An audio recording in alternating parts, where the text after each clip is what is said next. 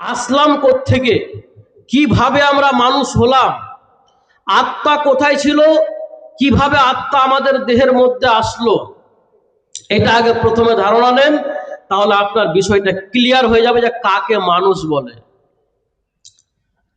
আল্লাহ রাব্বুল আলামিন আদম আলাইহিস সালামকে সৃষ্টি করলেন। সৃষ্টি করার পরে আদম আলাইহিস সালামের পিঠে হাত বুলালেন, হাতটাকে খিঁচলেন। যখন হাত বুলালেন, পৃথিবীতে যত মানুষ এসেছিল চলে গেছে, যত মানুষ বর্তমানে বেঁচে আছেন, যত মানুষ পৃথিবীতে কিয়ামত পর্যন্ত আসবেন, প্রত্যেকের আত্মা ওই আদম আলাইহিস সালামের পিঠ থেকে বেরিয়ে আসলো।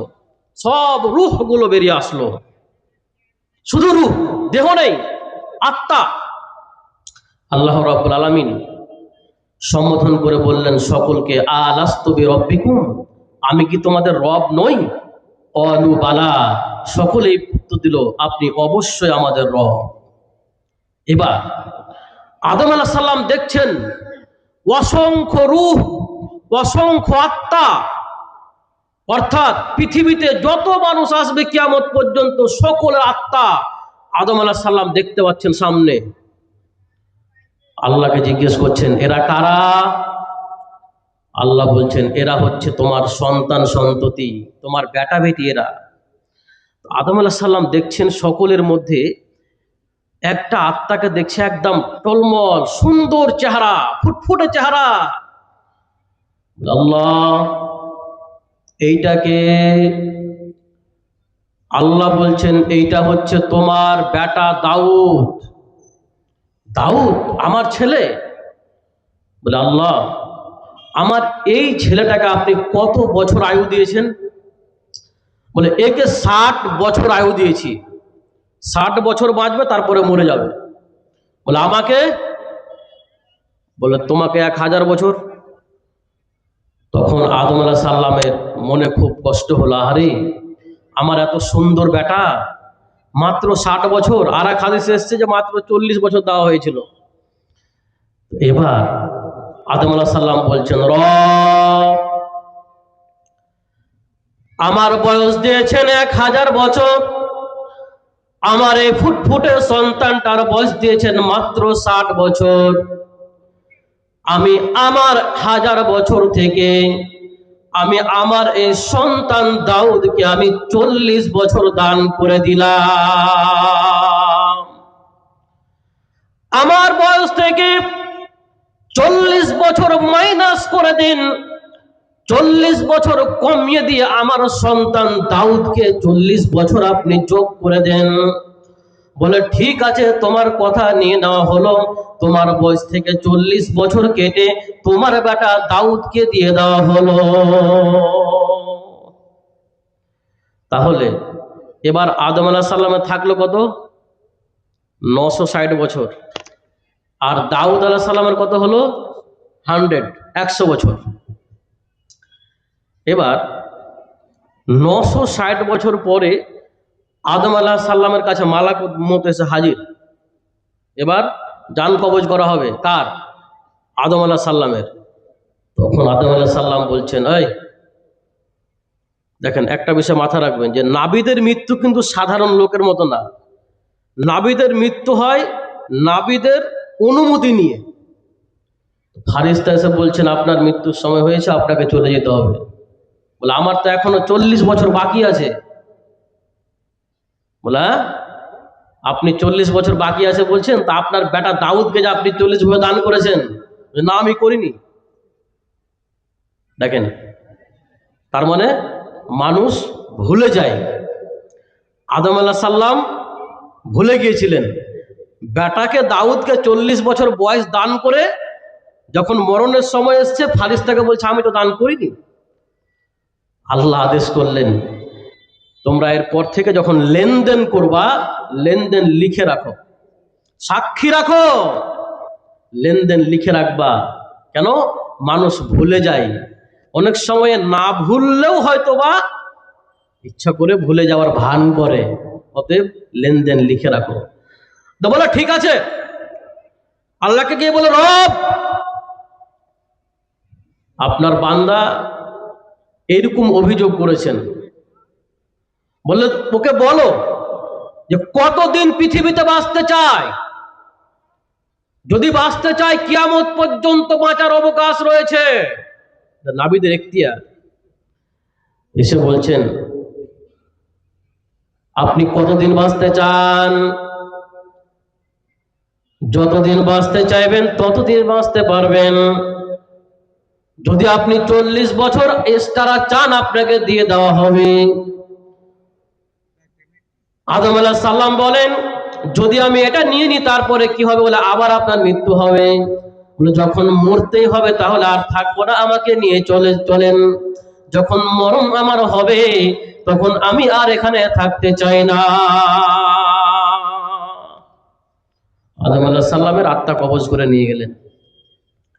সব রূহকে আল্লাহ আলামে আরওয়াতে রেখে দিয়েছেন। আলামে আরওয়া হচ্ছে রূহের জগৎ।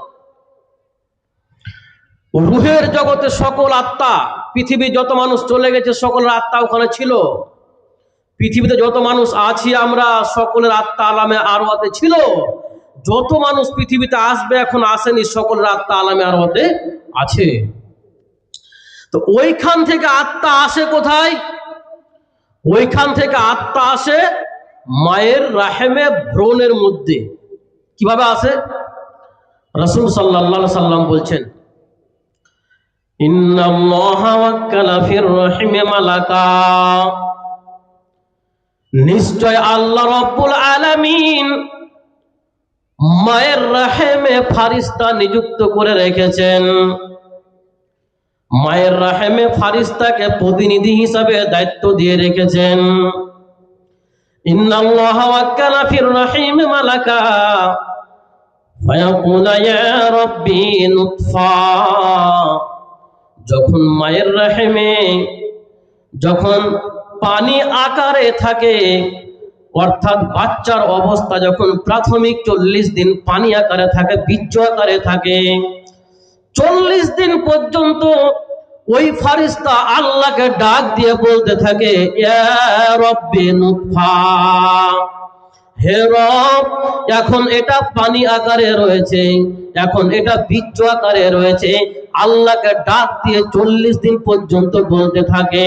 যখন 40 দিন থেকে 41 দিনে পড়ে যায়, 41 দিন থেকে নিয়ে 80 দিন পর্যন্ত, অর্থাৎ দ্বিতীয় 40-এর এই সময়টাতে ফারিস্তা আল্লাহকে ডাক দিয়ে বলে ইয়া রব্বি আলাকা, ইয়া রব্বি আলাকা, অর্থাৎ হে আমার রব এখন এটা জমাট বাঁধা রক্তে পরিণত হয়েছে।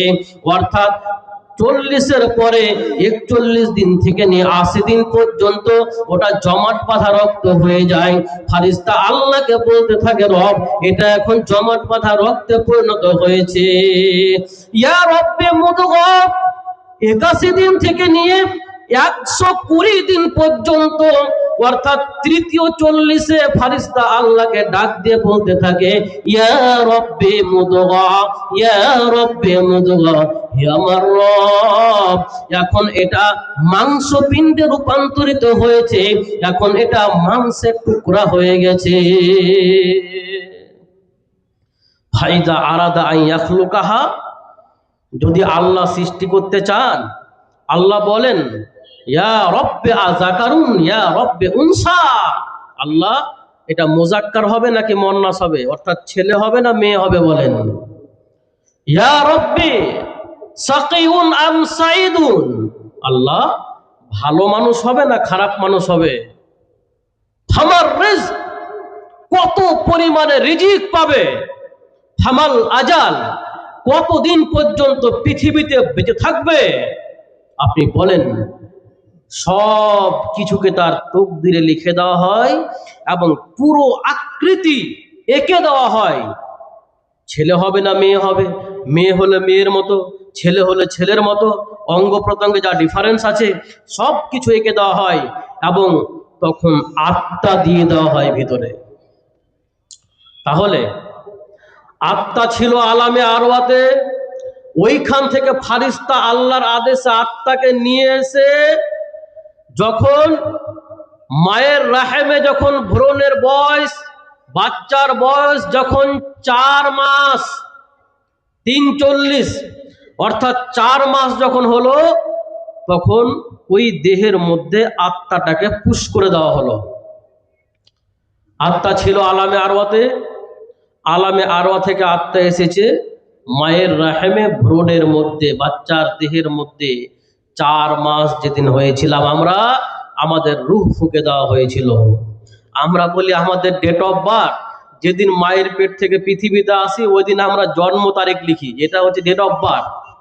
কিন্তু আপনার আবার অরিজিনাল ডেট অফ বার্থ, যেদিন মায়ের পেটে আমার বয়স যেদিন 4 মাস হয়েছিল, 4 মাস হয়েছিল, সেই দিনই আমার দেহের মধ্যে আত্মা ফুঁকে দেওয়া হয়েছে। অর্থাৎ পৃথিবীতে আসা প্রায় 6 মাস 5 মাস আগেই আমাদের ডেট অফ বার্থ শুরু হয়ে গেছে। অর্থাৎ বয়স মাইনাস হতে আছে। মাইনাস হতে হতে কি হলো? শিশু, তারপরে বালক, তারপরে কিশোর, তারপরে যুবক, তারপরে বৃদ্ধ। এইভাবে সময়কাল শেষ হতে হতে কেউ হয়তো বার্ধক্য সময়টা পেল, কেউ পেল না। কারো বৃদ্ধ হওয়ার আগেই অ্যাক্সিডেন্টে বা যে কোনো অসুখে রোগাক্রান্ত হয়ে মৃত্যু চলে আসলো। এবার ফারিস্তা এসে ওই আত্মাকে দেহ থেকে কবজ করে নেয়, আত্মাকে বের করে নিয়ে চলে যায়। যখন আত্মাকে দেহ থেকে বের করে নিয়ে চলে যায়, আত্মা যতক্ষণ পর্যন্ত দেহের মধ্যে ছিল ততক্ষণ পর্যন্ত আমি মানুষ ছিলাম। যতক্ষণ পর্যন্ত দেহের মধ্যে আমার আত্মা আছে ততক্ষণ পর্যন্ত আমি মানুষ।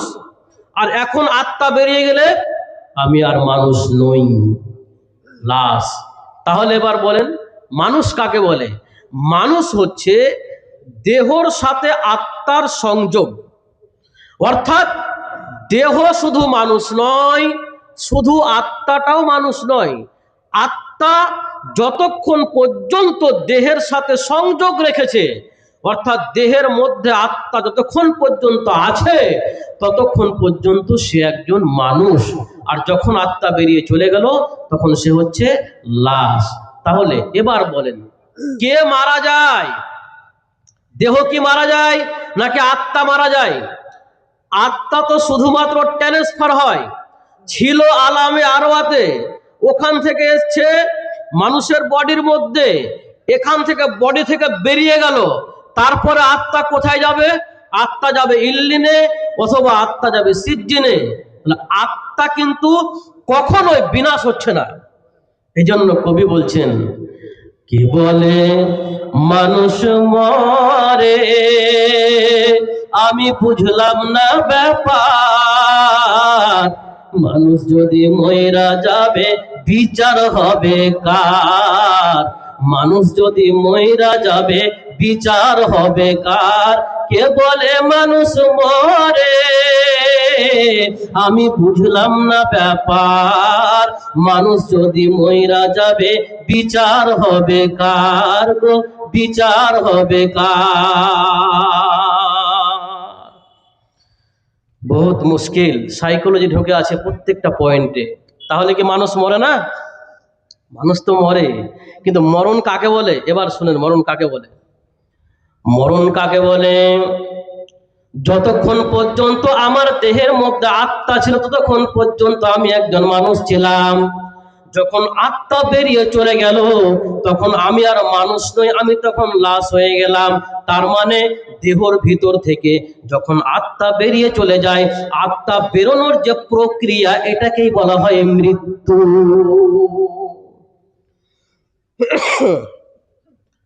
মৃত্যু আর মৃত, ময়ে রিকার তয়ে জফালার উৎসুকার মৃত্যু, আর একটা হচ্ছে ময়ে রিকার ত মৃত।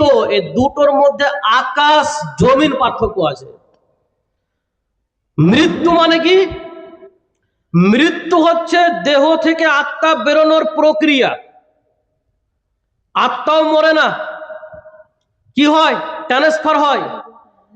কিন্তু আত্মা বেরিয়ে যাওয়ার পরে দেহ যে নিস্তেজ হয়ে যায়, দেহ আর কোনো কিছু করতে পারে না। আত্মা বেরোনোর পরও দেহ মরে যায়। কিন্তু মরণের স্বাদকে গ্রহণ করে, মরণের স্বাদ গ্রহণ করে আত্মা। আত্মা বেরিয়ে যাওয়ার পরে যে লাশ, বডি, এটাকে বলা হয় মৃত। মানে মরে যাওয়ার পরে দেহকে বলা হয় মৃত। মৃত দেহ, মৃত ছাগল, মৃত গরু, মানে মরে যাওয়ার পর। আর যে মরছে, মরার যে প্রক্রিয়া, দেহ থেকে আত্মা বেরোচ্ছে, এটা হচ্ছে মৃত্যু। এবার চলেন, তাহলে এবার বিষয়টা বুঝতে পেরেছে আশা করি, যে মৃত্যু হচ্ছে দেহ থেকে আত্মা বেরোনোর প্রক্রিয়া। এবার বুঝেন, মৃত্যুর স্বাদ গ্রহণ করে আত্মা। আল্লাহ বলছেন বিসমিল্লাহির রহমানির রহিম, কুল্লু নাফসিন যায়িকাতুল মাউত, প্রত্যেক নাফস, আত্মার প্রত্যেক নাফসি মৃত্যুর স্বাদ গ্রহণ করবেই করবে। যার আত্মা রয়েছে তার মরণের স্বাদ অবশ্যই গ্রহণ করতে হবে। ব্যাপারটা কি যেন ভেজাল মনে হচ্ছে না? যে মৃত্যুর স্বাদ গ্রহণ করছে আত্মা, আর নিস্তেজ হচ্ছে বডি। তাহলে মরণ হচ্ছে কার? দেহ নিস্তেজ হচ্ছে, আর আত্মা মৃত্যুর স্বাদ গ্রহণ করছে। এবার চলেন, পয়েন্ট মনে রাখবেন। এক, মরণ নিশ্চিত হবেই হবে। মরণ থেকে পালিয়ে যাওয়ার কোনো রাস্তা পাবেন না। যেখানেই পালান, মরণ আপনাকে ধরে ফেলবে। পৃথিবীতে ইসলামের সবচাইতে বড় শত্রু কারা? ইহুদিরা। মুসলমানদের সবচাইতে বড় শত্রু হচ্ছে ইহুদিরা। তো ইহুদিরা, এরা নিজেদেরকে আল্লাহর ওয়ালি মনে করে, আল্লাহর বন্ধু মনে করে, এবং অন্যান্যদের তুচ্ছ তাচ্ছিল্য করে। পৃথিবীর অন্য কোনো জাতিকে ওরা মানুষই মনে করে না। পৃথিবীর কোনো মানুষকে ওরা আল্লাহর বন্ধু মনে করে না, নিজেদেরকে আল্লাহর বন্ধু মনে করে। একমাত্র সূরা জুমার মধ্যে এসেছে, আল্লাহ বলছেন বিসমিল্লাহির রহমানির রহিম, কুল ইয়া আইয়ুহাল্লাযীনা হাদু ইন যা'আমতুম আন্নাকুম আউলিয়াউ লিল্লাহি মিন দুনিন নাস ফাতামান্নাউল মাউতা ইন কুনতুম সাদিকিন। হে নবী মুহাম্মদ, তুমি ওই ইহুদিরাকে বলে দাও, ইহুদিদেরকে বলো, যদি তোমরা সত্যি সত্যি আল্লাহর বন্ধু হও, তোমরা যদি একমাত্র আল্লাহর বন্ধু হও, আর পৃথিবীর অন্য কেউ যদি আল্লাহর বন্ধু না হয়, তবে তোমরা মরণ কামনা করে দেখো, তোমরা মৃত্যু কামনা করে দেখো। ইন কুনতুম সাদিকিন, যদি তোমরা সত্যবাদী হয়ে থাকো, তবে মরণ কামনা করো। ঘড়ি টড়ি দিতে পারবেন, মানে ঘড়ি তো আমাকে দেখতেই হবে।